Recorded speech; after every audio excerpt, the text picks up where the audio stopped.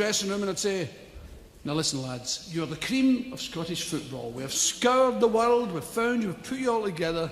This is the grand plan, you are the very best. And out there are the best from every other country on earth.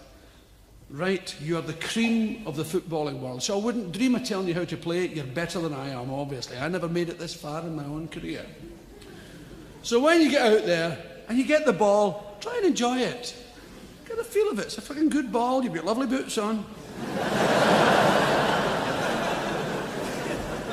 The grass isn't beautiful, Nick. Have a little play. Enjoy the ball. You know. Enjoy it, get the feel of it. And when you're fed up with it, try and give it to somebody you know. And if you could all run in roughly the same direction, all to the better. And if you run out of ideas and things to do, stick it in the fucking net now and again. All the best. But this seems to elude them. There's no plan. Hi guys, it's Rampant FM, and today we continue our Cowdenbeath career. We have a game against Aberdeen away from home. It's going to be difficult. We obviously beat them earlier in the season to get a bit of revenge for that Scottish Cup semi-final exit last season. But it's difficult, we're obviously really inconsistent at the moment. We can just hope for the best. I do believe I've got a decent tactic at the moment, playing the 4, the 2 DMs and then the 3 up front. So it's kind of similar to tactics we've tried in the past, but obviously DMs rather than centre midfield.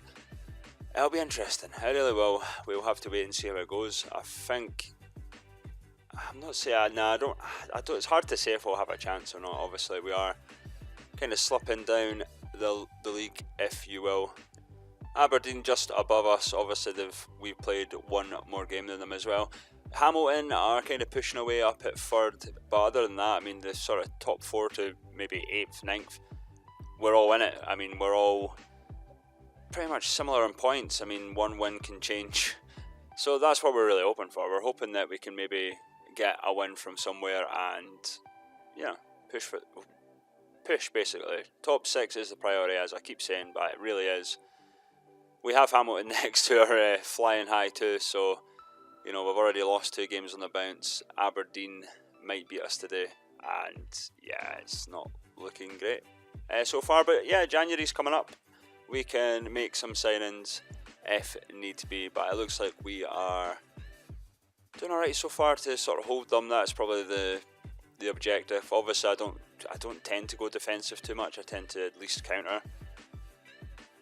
But yeah, we'll see how it goes with tactics. We'll obviously look to see what's happening elsewhere as well a wee bit more, because I think I've been asked about that in the media a lot more, like, you know, what are your thoughts on St Johnstone, blah blah blah.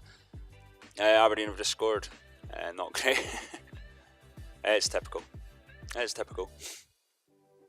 Yeah, Aberdeen not doing too great. I would expect them to be a wee bit higher up the league. They do have a decent side, but we'll take it if we can defeat them. Obviously in real life Aberdeen, I rate them quite highly in terms of Scottish football. I think there's a couple, apart from Rangers and Celtic, maybe Aberdeen and Hibs certainly look fairly decent outfits. Come on Mikey, yes! It's 1-1 just before half time, just what we needed. I think they were unlucky against Burnley. I'll be speaking about that more in my preview of the second legs coming up. I might have it out possibly today or tomorrow.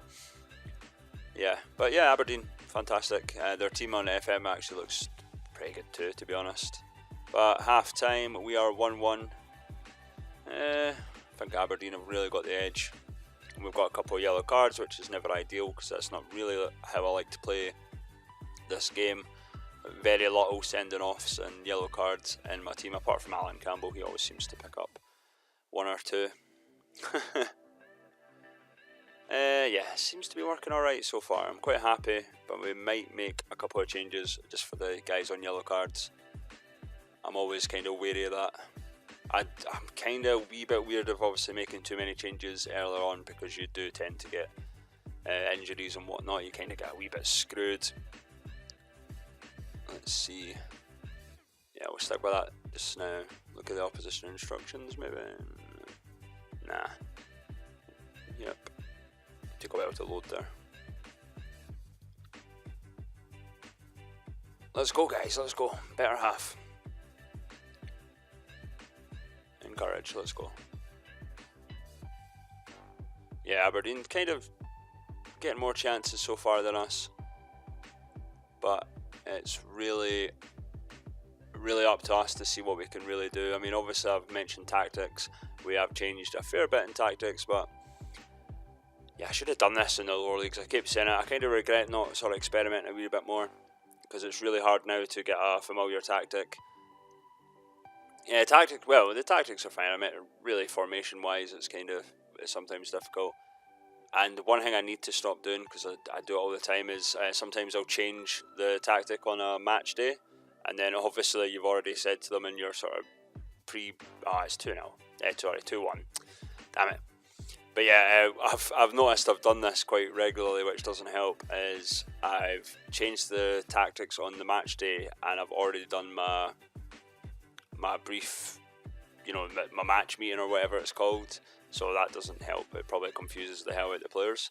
So yeah, guys, watch that if you do that too, because it's just a thing I tend to do. I'm so used to doing the tactics on the day or before the match. So, but the tactical briefing is something that I've kind of took note of. I'm like, oh damn, that's just probably confused half the team. They think we're playing a 4-4-2, for example, but we're actually playing a 4-2-3, blah blah blah. I don't know how much that affects it. I'm assuming it has some effect if you change the tactics up, because you obviously tell the team one thing and then you've kind of done another on match day. So yeah, I need to really have a proper look at that, because I usually just get my assistant manager to sort of cover most things. And sod's law, we have an injury. Jack Aitchison will go off. We're going to be completing this game with 10 men. Typical FM.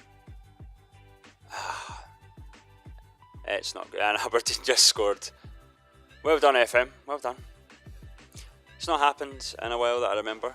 It happened a lot last season. Yeah, that's why I don't tend to make too many changes. But what can you do? I mean, if you have 2 players on a yellow card and you sort of want to go for the game. It's 3-2. We've got another consolation. I think it's pretty much game over now. Good goal by Aidan Wilson though. Good goal.